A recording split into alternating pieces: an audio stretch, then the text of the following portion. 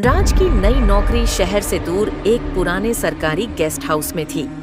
उस जगह के बारे में लोग कहते थे कि शाम के बाद वहां कोई रुकता नहीं। लेकिन राज को इन बातों पर कभी यकीन नहीं था। पहला दिन ठीक रहा, लेकिन रात होते ही गेस्ट हाउस का माहौल बदलने लगा।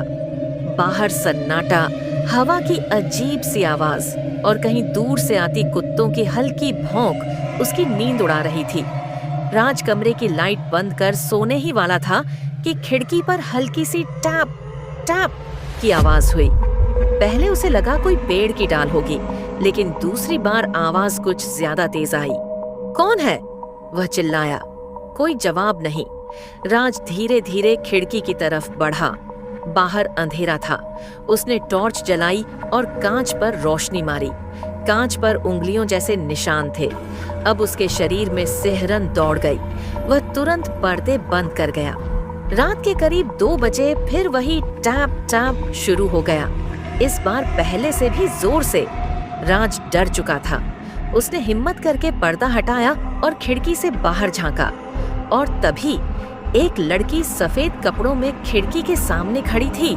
उसका चेहरा काला, आंखें लाल, और वह सीधे उसे ही देख रही थी।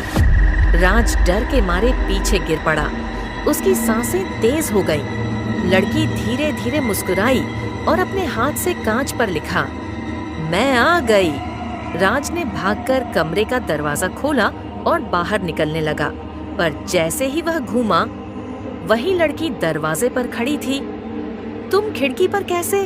तुम कौन हो? राज कांपते हुए बोला। लड़की ने हल्की आवाज में कहा, मैं तो हमेशा यहीं रहती हूँ, बस लोग मुझे देख नहीं पाते। राज चीख पड़ा और बेहोश हो गया। सुबह जब गेस्ट हाउस का चौकीदार आया तो उसने दरवाजा खुला देखा। राज फर्श पर पड़ा था।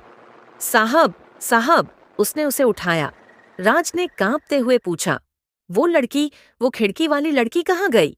चौकीदार शांत आवाज में बोला, साहब, यहाँ तो खिड़की ही नहीं है। राज ने चौंक कर कमरे की दीवार की ओर देखा। जहां रात को खिड़की थी, वहां सिर्फ एक बंद दीवार थी। अगर